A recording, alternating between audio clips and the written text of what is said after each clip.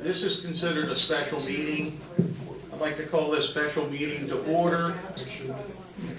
We're ready to go. We're on Zoom. So what we're going to do is we're going to actually close the meeting initially, and then we're going to reconvene around 12:45. So anyone from the public that wants to listen in, we're going to reconvene on a different number. Is that correct? Yes, and it's on the agenda. On the agenda. So if you take a look at the agenda, the new meeting password would be in.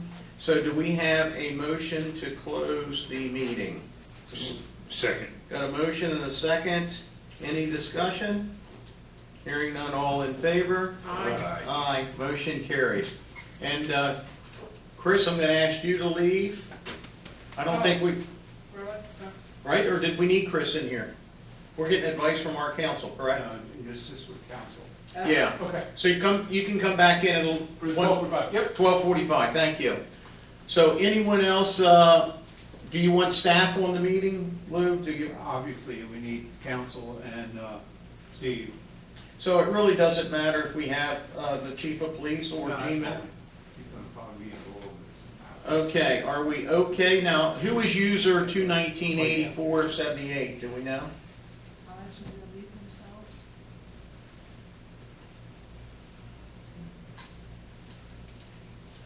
And also too, what I'm going to do is I'm going to end this Zoom meeting. You're ending it now. I will, and those who are involved in the closed meeting, they have the login information. And Kim, are you hearing me? Great.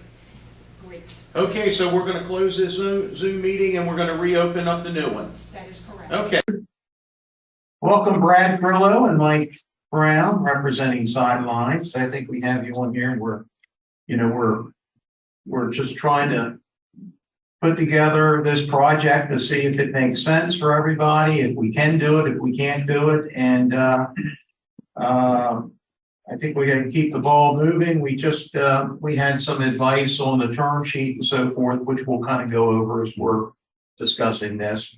And I'm going to give you the floor. You've got the you sent over the Ballard Spar project overview, Elkton's responsibilities, and let's kind of take a look at this. All right, sounds good. Thank you very much. Again, it's good to see everybody again. Is that better? And we should not be able to hear.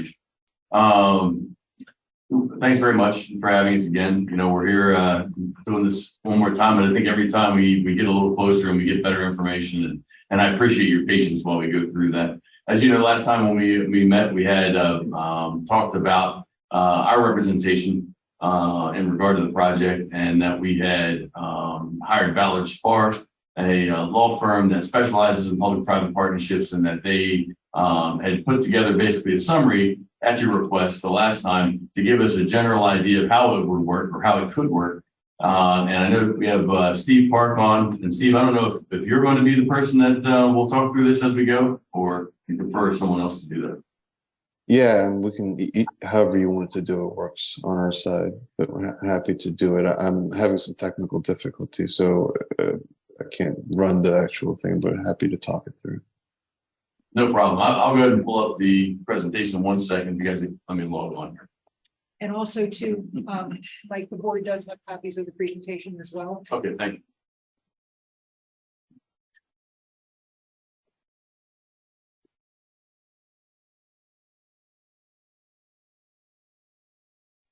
This is Kimberly Ming. Can you hear me? Kim, we can. I'm going to try and bring you up a little bit louder. Okay, I had one question.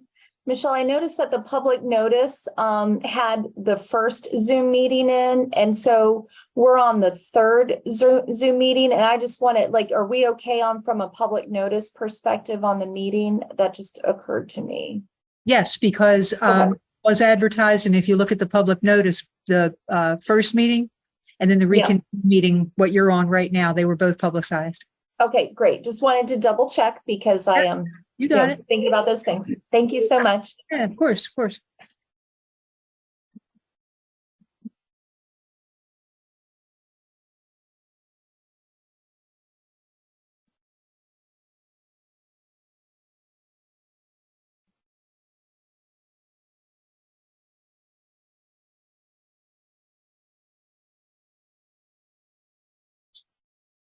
And Mike, I can try to download it off of what you sent me onto a jump drive. I think I have it real quick. It'll just, but if you want to give me rights here as soon as I did. Oh, you did already? Oh, yeah. I think let's see.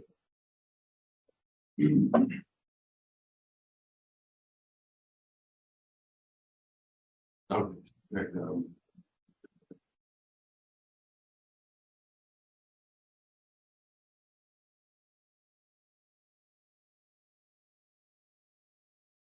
Feel like the whole world is looking at you right now. Me? It's okay. That's it. Likes the attention. I do, yeah, I like the attention spot. All right, so let's see if I can present. Mhm. Operate. Yeah, I've got everybody on shared screen, so. Thank you.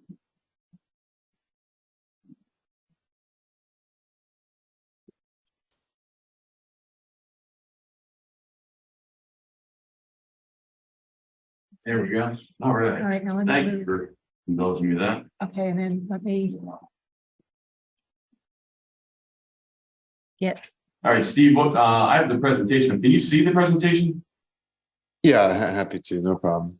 Okay, I just want to make sure you can see it on our end, and then I'll click through it when you're ready. Just let me know to go ahead. Sure. Next. Yeah, obviously you can go to the next slide.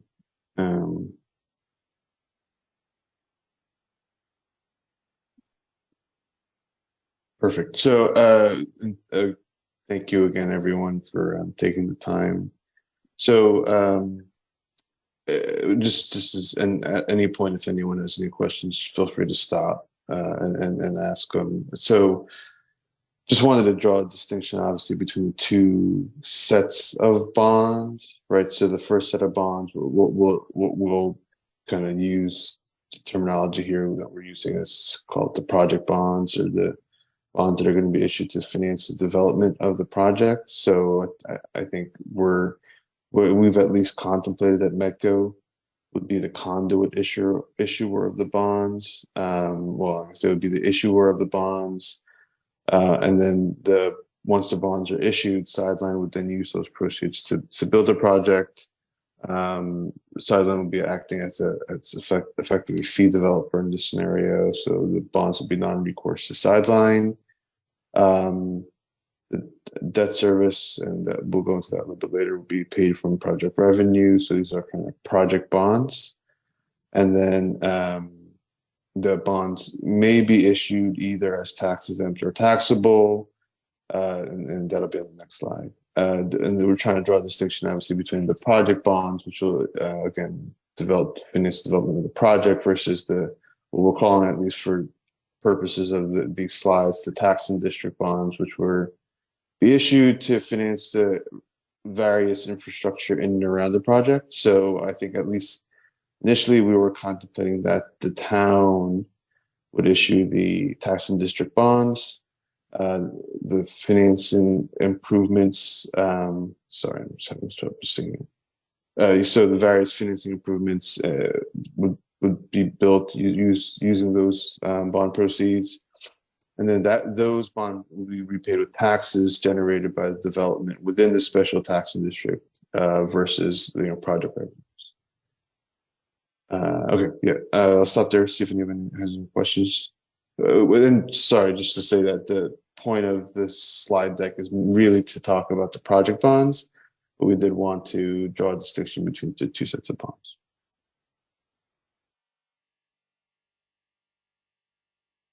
Okay, no questions. Next slide. Okay, so Well, project development. Go ahead. Sorry. Well, listen, I do have a question. You're showing two different types of bonds.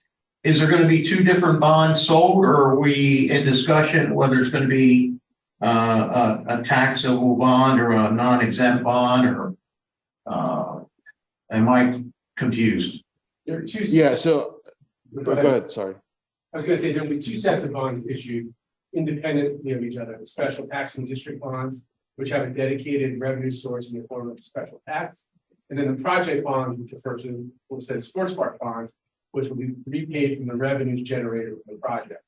To your point about tax exempt or taxable, they have not yet done the tax analysis to make an opinion whether or not it could be tax exempt versus taxable. That's to be discovered and to be determined, but that is how the path would look. One way either taxable or tax exempt. The idea being, we could get, council to issue an opinion that would speak to the validity of the tax exempt bond issue, which would provide the lowest all-in borrowing rate. Thank you. Okay, Steve. Okay, yeah, thanks. Okay, so this is really talking about the development of the project. So the project at a very high level, construction development of the project will be done via a development agreement that would be expected to be among Sideline as the developer, the town, and Medco. I guess there's a lot of these slides kind of at some point presume that Medco will be effectively both the conduit issuer of the bond, but also theoretically a conduit owner of the bonds, and we can go into that a little bit later. But in order to get to, in order to get to tax exempt, we would have to issue the bonds. The ownership of the project would have to sit with Medco, so as to have governmental ownership, so that we can have tax exempt bonds. And so Medco would have to insert itself into the project both as a conduit issuer, which it often serves as for tax exempt and taxable bonds, but also as a project owner, which it sometimes serves as. And I think I saw Chris on the call, and I don't know if others from that represent Medco are on, but Chris represents from Miles represents Medco, and would I know there's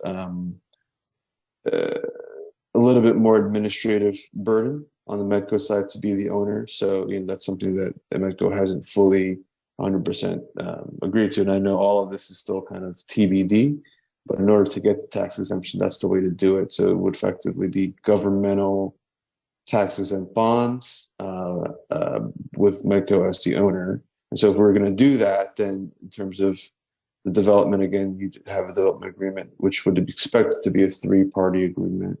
And then similarly, after it was built, there'd be a management agreement with the same parties here, Sideline as the manager, the town, and Medco. And again, in order to kind of stay within the tax exempt rules, there are certain rules, in particular, what we call the qualified management contract rules, under which there are certain requirements for the management contract and how effectively really how Sideline gets paid as manager.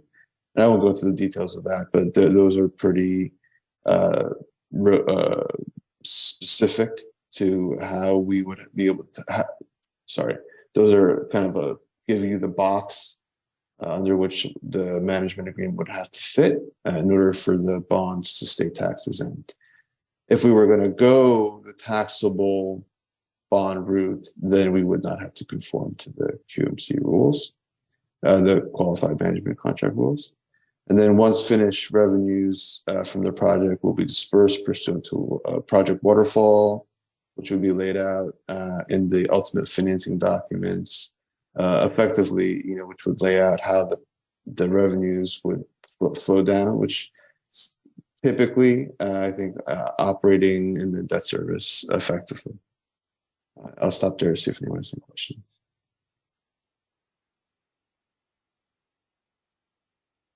So, and I'll jump in just for a second, Steve. If you guys remember the last meeting, we talked about Medco being very interested in the project. We were excited about that fact. They bring the ability to provide a procurement vehicle.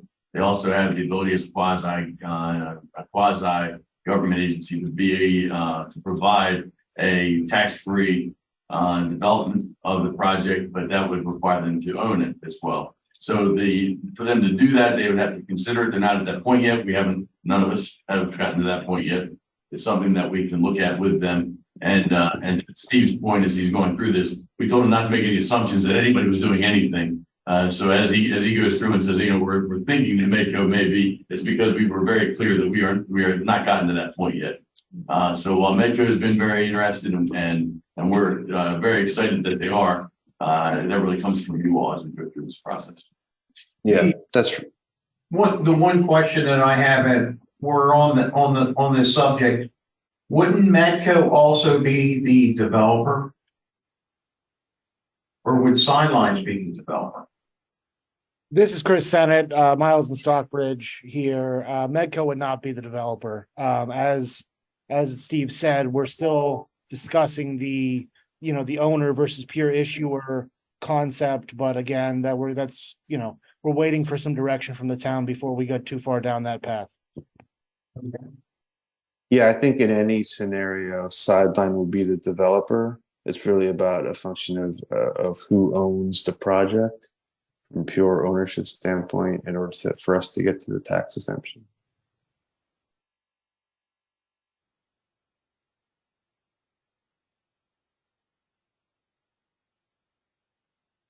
Thank you, Steve. Yeah, maybe go to the next slide. Okay. Oh, sorry, you're there. Okay, sorry. Okay, so we wanted to put in a slide here that talks generally about the project documents, but in particular what the town's responsibilities and agreements would be. I think the first section is probably still true. The second large section may be a little stale here, but just the project documents, which again in the prior slide we described as that development agreement plus management agreement. There may be some ancillary agreements, but really just the two main ones. Under those two documents, effectively Sideline would be responsible for the lion's share of the work, right? So Sideline would be responsible for the development of the project under the development agreement and management of the project. Under the management agreement, the town may have other rights and responsibilities and obligations under the project documents, including some oversight. There may be some governmental approvals and permits that we want the town to assist in, but generally speaking, it's really Sideline's job to do the work. And then, the town, again, depending on if we go tax exempt or taxable, but also there are other responsibilities to disclose certain financial information because the town obviously is a major player in the project regardless. And then the kind of large contract that for purposes of these slides, we're just calling the town contract, would be between the town and the trustee for the project bonds. So the trustee for the project bonds would effectively be working and acting on behalf of the bondholders.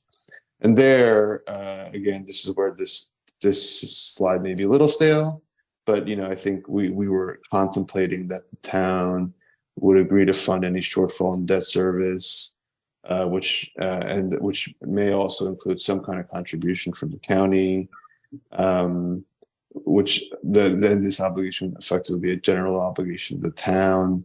I think from further conversations, maybe there may be a little bit of this conversation, I think may have progressed a little bit to be different things. So I'll stop there to see if anyone's questions and if others want to chime in to talk about what the obligations of the town, maybe even the county, vis-a-vis debt service and how those conversations have progressed.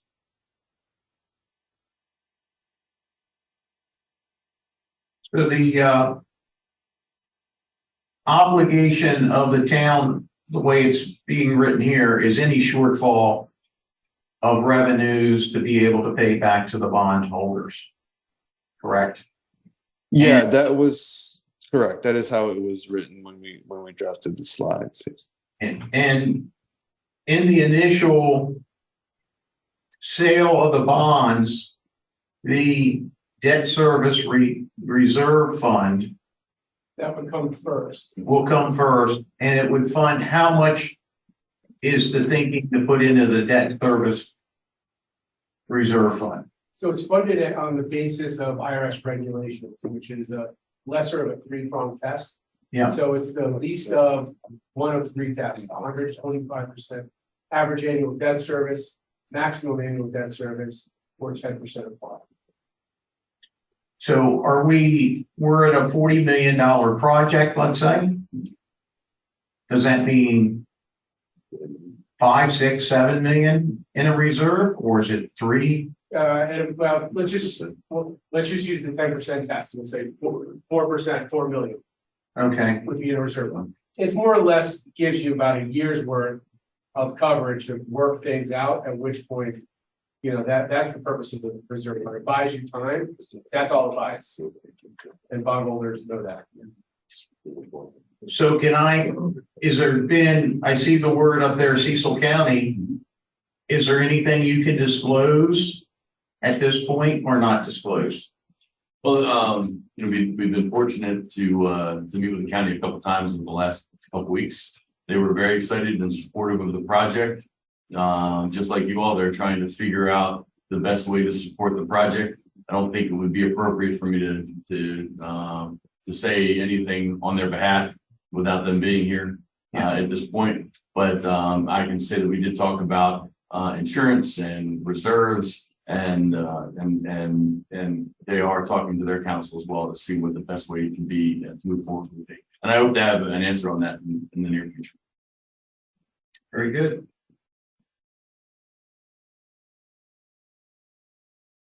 This is Joe at Davenport. I would just outline that the $4 million reserve assumption, meaning 10% of the par amount, if it's $40 million,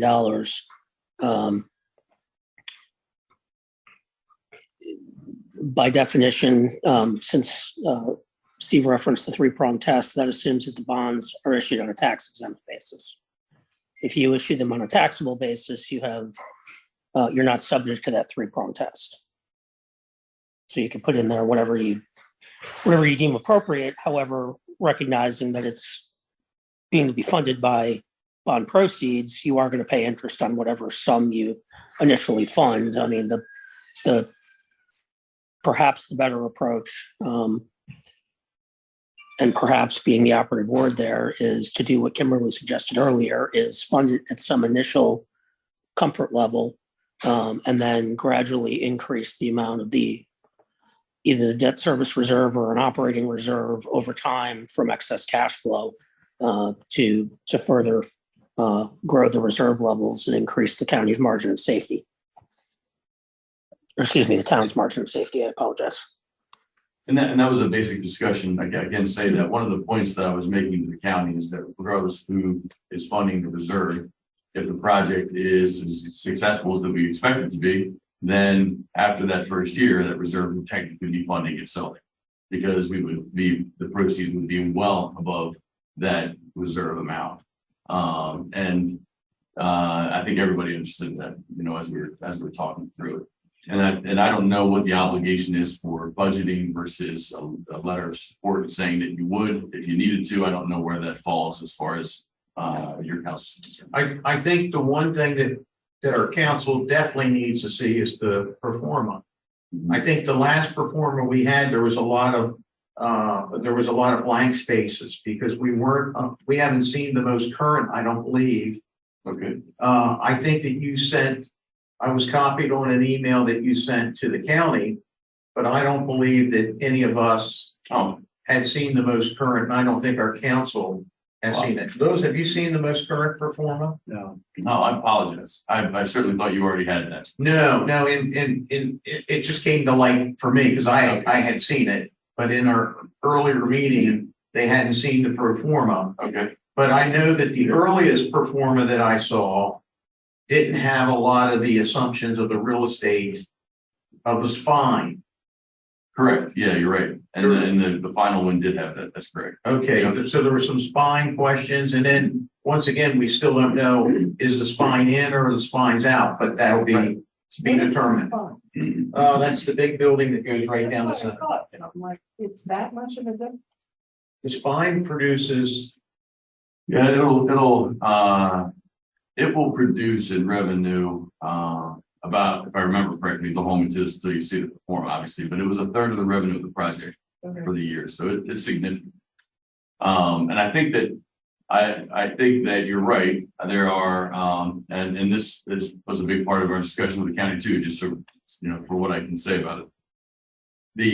Everybody wants to be a part of the project, but they want to make sure the project's moving forward. So it doesn't matter if we're talking about Medco or if we're talking about Elkton, or if we're talking about restaurants up front or somebody taking and building the building. once we know that we're moving forward and we have those commitments together, it is Brad's and my job to then go back and figure out if there's a better way to do that. It's fine the building in the middle. And we know that there are companies that are interested in doing that. Now, I don't know if that's the best way, to be honest, because nobody wants to put any effort into it until they're sure that it's moving forward, you know. When I say effort, I mean money, because it's going to take some time to figure out what it would really cost to build that building, and if it would be better to do that separately and pull it out of the bonds for the project or not. So for what that's worth, we realize we still have a lot more homework to do once we decide together that we're moving forward. So Mike, you still don't have a handle on an approximate cost of the spine? Oh, no, I don't mean that. I mean, we have the approximate cost of the spine, but there are companies out there that will build and finance it, the building by itself separately. They would do that. And they showed interest in it early on. But nobody wants to take any time to really spend money or effort or long conversations until they know that this project's going to go forward. So, and it very well may be that the best way to do it is the way we're discussing right now, which is why I think it's important. This project without the spine is just another bunch of fields, and we don't want that. You know, to use your words, to make this a Disney-like space and an area, that spine is critical. So we want to go in knowing that, yes, we're going to get it done one way or the other with bond proceeds, if that's the best way to do it. But knowing that Brad and I owe it to the town to make sure that if there's a better way to do it, that puts you at less risk, then we're going to find that out and we're going to explore every avenue.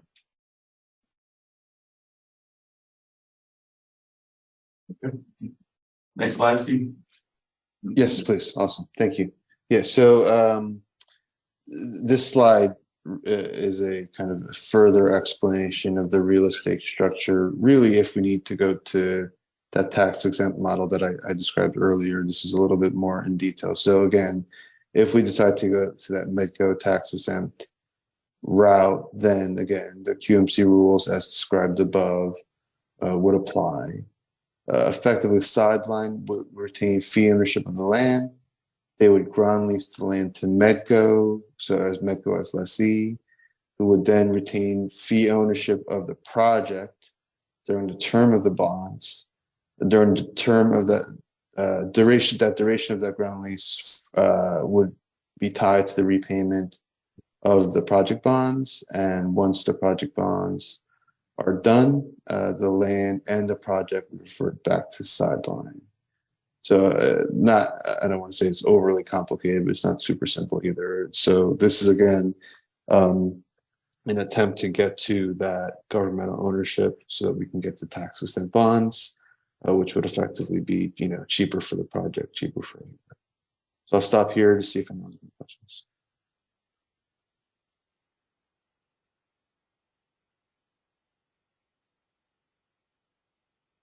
No? Okay. Mike, next slide. There you go. Yep. So this is just a general rough, it's very rough timing. There's no months or anything. It just talks about, you know, what we need early, what we need sooner than later. So I'll just kind of go through this very quickly. So the first overall kind of general section is approval. We'll need these in hand as early as possible. So you have the various bond related approval. So if we're going to go through Medco, either as taxes and taxable, then we'll need the Medco board to approve. If we go tax exempt, we'd have to do what we call a TEFRA hearing for the tax exempt bonds. And then any town and or county approvals, since the town in particular will be signed, you know, enter into documents, we would assume that we'll need to go through town council. And if the county is going to give any support and sign anything, you know, presumably we would have to go to county board as well. In terms of documentation, again, you'll see the need early, need later. Really, we're talking about the earlier pieces of it in terms of the various documentations, real estate documents, project docs, construction docs. Yeah, I think we would want a little earlier. All of that would get vetted and then ultimately described in an offering document for the bonds. The financing documents, I think we're probably thinking will be a little lighter and probably a little bit more customary in market. So we could probably, I think have those come a little bit later. The underlying real estate and project documents typically take a little bit longer. And since they will be negotiated and vetted by various counsel, we're thinking that those need to come a little earlier in the process. And then the financing process, again, as noted there, it would overlap with the project docs, but generally do trail. So these are the various kind of financing elements. And again, this is relatively high level, but you'd have the underlying bond documents, which again, like I mentioned earlier, probably at this point, we use precedent docs that the various counsel feel comfortable with, and kind of morph them for this deal. There are going to be offering/underwriting documents. This would be a little bit of a larger lift. The offering, the main document is some kind of official statement or a limited official offering memorandum that the underwriter would then use to actually sell the bonds. And that document would require kind of all-in buy-in from the entire team, because that does require some kind of group think and group work. So that'll be a little bit of a larger lift. And then, there's a rating agency process that'll be on the side. And then if everything goes smoothly, once the official statement is ready to go, the underwriter uses that document to market and sell the bonds. And then we sell the bonds and we price, which, can take a few weeks. And then once we're done pricing the bonds, you get to financial close, which is typically 1 to 2 weeks after the bond sale.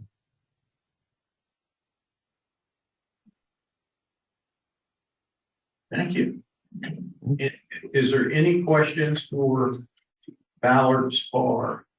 Mike, is there a chance that you could put the pro forma up on the screen? If you want to.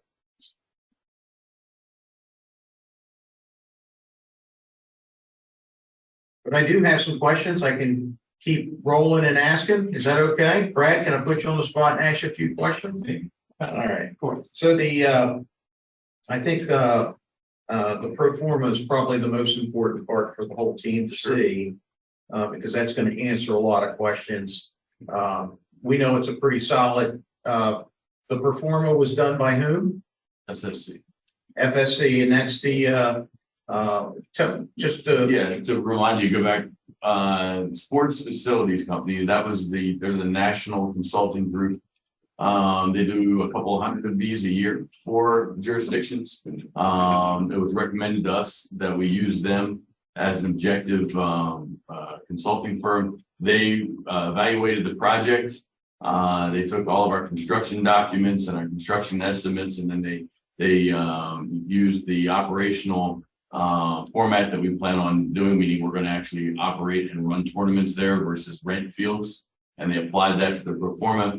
And then they come back and give you basically a thumbs up or a thumbs down based on how the project is put together.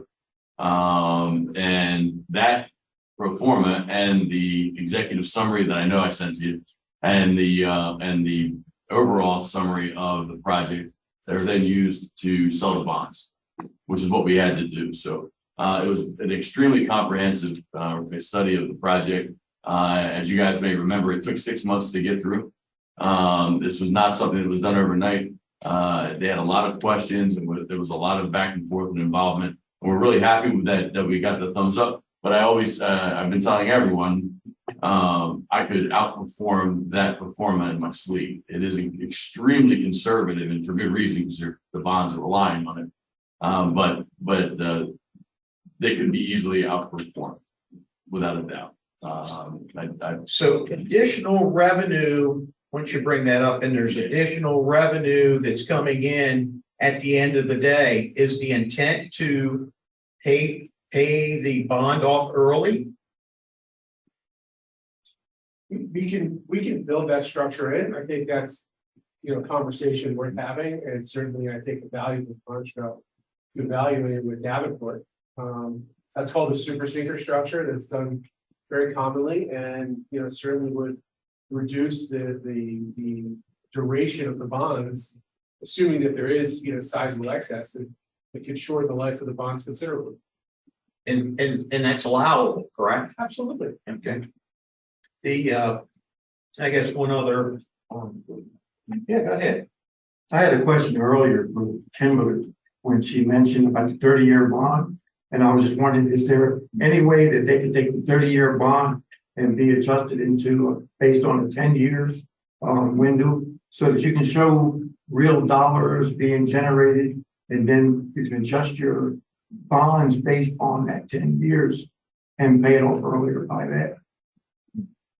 Well, I think if you shorten it to a 10-year duration, you would put such stress on the project because the debt service would be amortized over 10 years. Versus it's like having a 10-year mortgage versus 30-year mortgage, right? Your payments are going to be 3 times higher. So I think that might put stress on the project by increasing. And we can obviously do the math and evaluate that, but just at a high level, I think it might result in a debt service that is so high that the project revenues can't support it.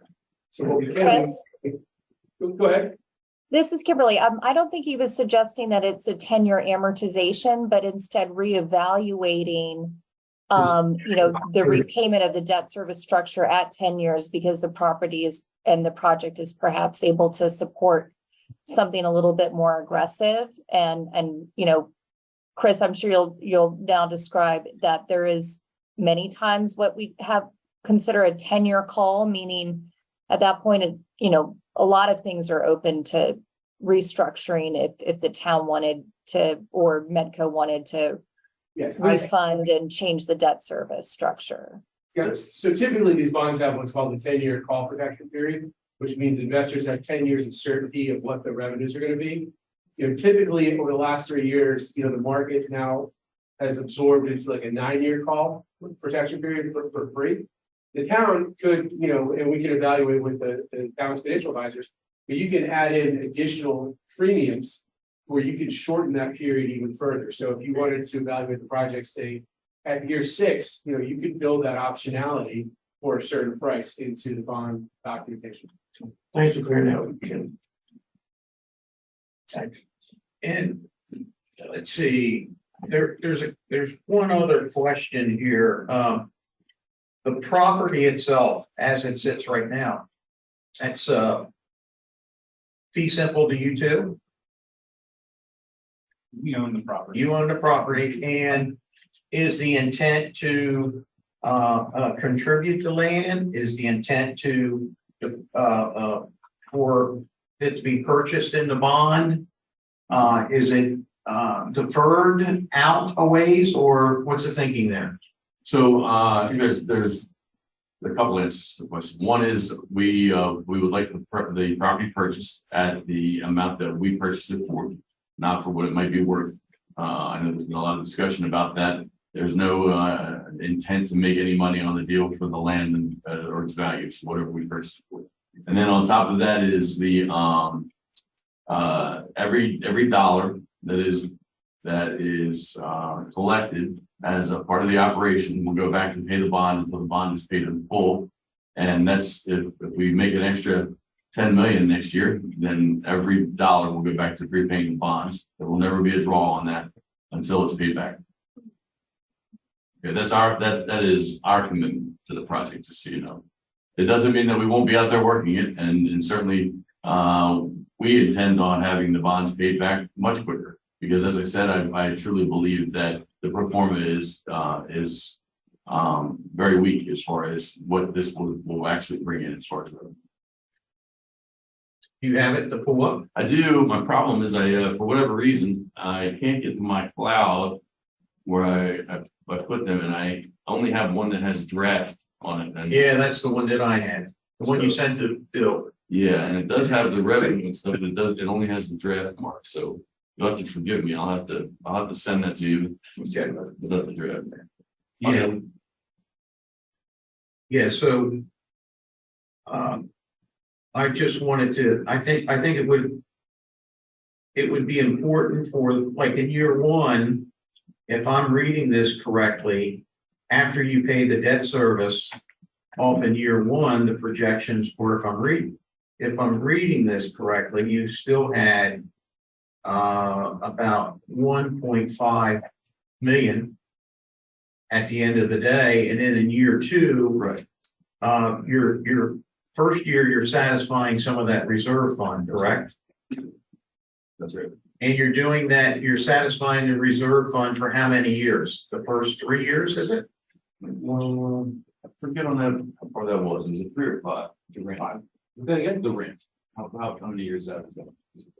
Well, I think my recollection is the assessment assumes that the project is stabilized in year 5, but that there would be borrowing of interest reserves to cover the first 3 years of debt service while the project is, in the process of being constructed, getting permits, and then, stabilizing into operations.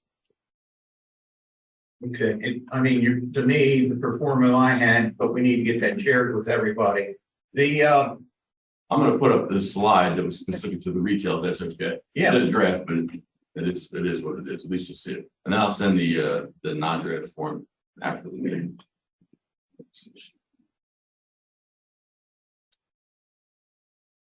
I think there you go.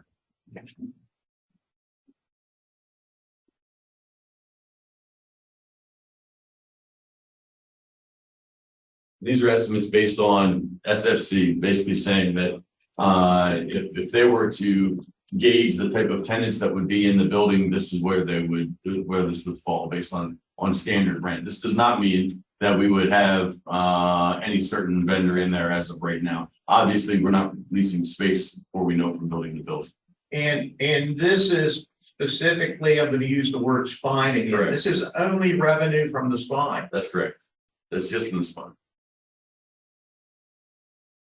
And our total, so that's, do you have a slide that shows the projections for the sportsplex? Yeah. I just want the,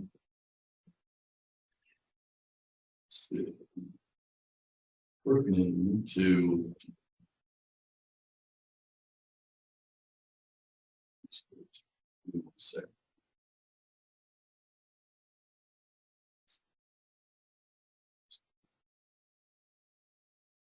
sorry, guys, I've been more prepared than I knew, and I apologize.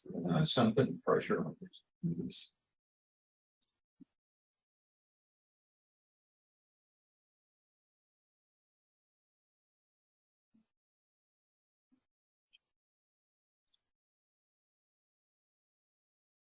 That's one of them right there. Is the you're the one above that on the next slide. Economic impact. It's a good slide. Yeah, there's the one that I was looking at, Mike, was the There you go. This is 20-year outlook, revenue and expenses. Unbelievable.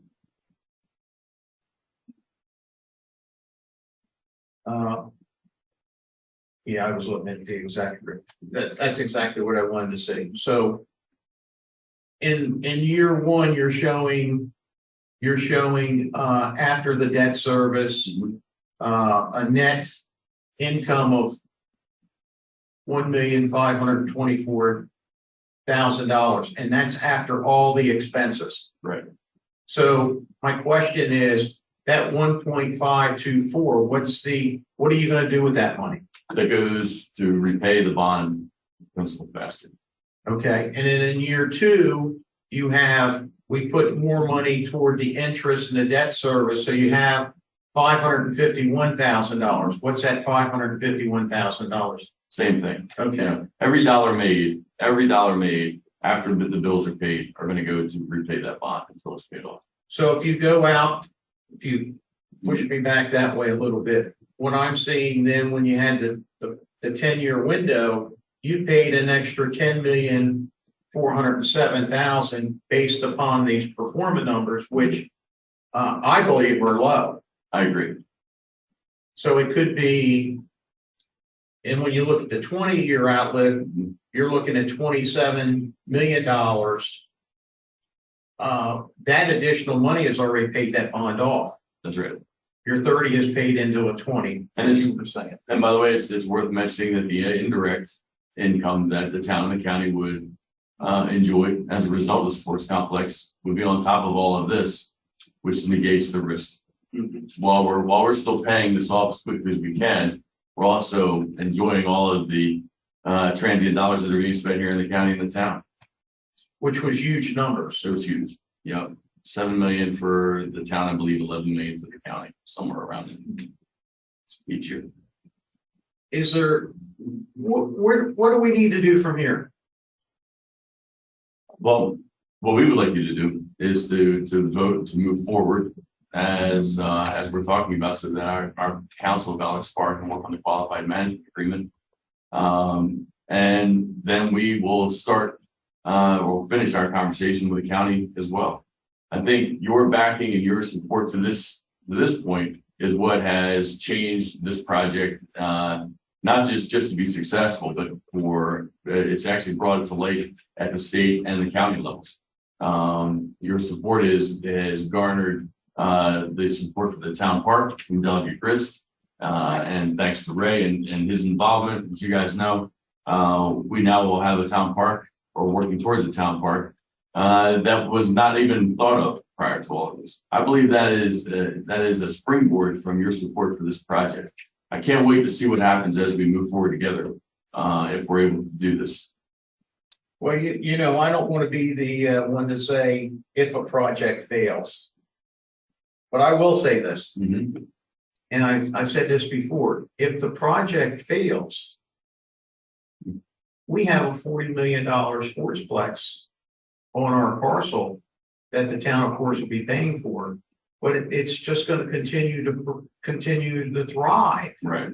Right? It's something that I think that every one of us sitting up here on the board has always wanted to have in our town. So Yeah. whether I hope, we pray Mhm. that it'll never fail and Sure. it's paid off in 10 years instead of 30 years. Yeah.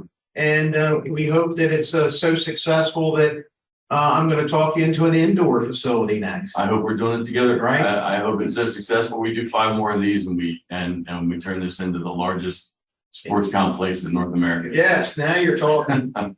I do think that you know, we've talked about it a lot to get to this point, but the real truth is that this is the first of its kind in the county. It takes some bold decisions and moves to do that. We appreciate you having the conversation. It's not without the same kind of commitment on our end. We're risking an awful lot personally to get to this point, and we will continue to do that.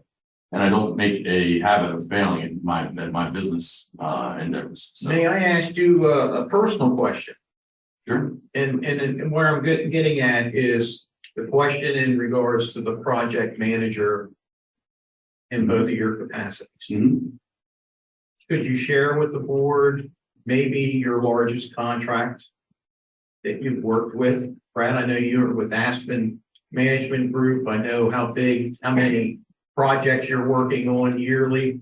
Mike, I know that you have other company other than Patriots Glen Golf Course, which the board may not even be aware of. Sure. And Brad having Elk River. So I can talk a little bit about personal stuff. So I've been in business for 16 years at Aspen. Aspen's a property management company that manages homeowners associations and maintenance corporations. We have just under 12,000 units under our management. So we manage 12,000 different properties within our communities. Our role is to manage and maintain all the open space, the pools, the common area owned by the associations. I can probably share that collectively, we manage just under $8 million worth of assets in operating and reserve funds, and probably another 2 or 3 million in CDs and in investment funds to try to financially stabilize all of our communities. So that's what I do on a daily basis. And then also I own Elk River Brewing, which was I took an interest in the town of Elkton, 15 years ago and bought 3 properties that were in disrepair. And one of the properties we turned into Elk River Brewing. The other property is where the Paladin Page is at. We've invested here as well. So I think that's where, our day job, my day job is involved pretty much with the property management things. So besides owning the finest sub shop in the county, Oh, Lord. No, so I think, most You of should make it. Probably the board may not be aware that you own a jetty frog. Sure, no, I'll go through it real quickly, but, when I left the county as a paramedic, I started a business in communications. We're the largest service provider for a company called L3Harris, which happens to be the largest communications company in the world. They do all of the U.S. military's communication systems, and they also do an awful lot of the public safety communication systems here domestically. We're in 39 states, and I have 45 employees. We travel all over the country. We take blank slate equipment, basically, which is servers and network gear and the antennas and the towers, and we install, implement, design, and then maintain these for jurisdictions all over the country. In the last 20 years, we've done over $3 billion worth of projects. We just finished a $10 million project or a $13 million project for the state of Delaware, and we have a 15-year maintenance deal for them in our backyard. In York County, 2 years ago, we did a $32 million project. We have a 5-year maintenance deal locally. However, out in Utah, we're doing a statewide project, and it's 127 sites, and it's north of $150 million that we're managing. Now, we manage these projects on behalf of L3Harris, and we are their largest service provider. So we don't shy away from large, difficult projects. Very proud of what we do. We have 100% customer satisfaction, and we're very protective of that. Then locally, after doing that for a while and traveling 5 days a week, I decided that I might want to stay home sometimes. My kids are getting older. So we're lucky enough to buy the Cooper's Market off Oldfield Point Road, which is also known as the Jetty Frog, which has the finest subs in the county, by the way. And then we have the golf course, which I don't need to explain that to you all. All of these things, by the way, are and kudos to Brad as well. We're taking things that may seem obvious now because they're successful, but I promise you that wasn't always the case. When you look at it now, you say, "Gosh, yeah, it's no brainer. The golf course is doing great." That wasn't always the case. And I say that because when we're looking at this project, I feel the same way. Some people see an empty field, and I see a huge potential. And I believe that we're going to change one way or the other. We're going to change the entire scenario for travel sports. We're going to do it for the kids in this county. We're going to make a huge difference in a way that I know that I want. The places that I went with my kids that I hated going, we're going to make that so much better. We're going to make a Disney-like space for them. So I'll leave it at that. Before I get on my soapbox. All right, I love it. Is there any, so just to follow up, you're going to send a pro forma to all of us. You'll get it to Lewis. Lewis is going to forward it to our attorneys. Yep. And do we need to, and we'll make a decision. Could I ask the board, could we maybe firm up a decision maybe for next meeting? Give it some thought. Let's see how we want to move forward. I think we've all said we're moving forward, right? But we want to get advice from council to make sure that the pro forma numbers are correct, right? Or if they feel they're correct. Sure. And I'm ready to put it in ink. Thank you. Thank you. That's me. I'm just speaking for one person here. I want to see some dirt moved. There we go. Lou, do you have any, did I miss any questions that I should have asked? The only thing I suggest here is that we work closely with these people that have the success. Yes, absolutely. And that's a really good point. I meant to bring that up, Lou.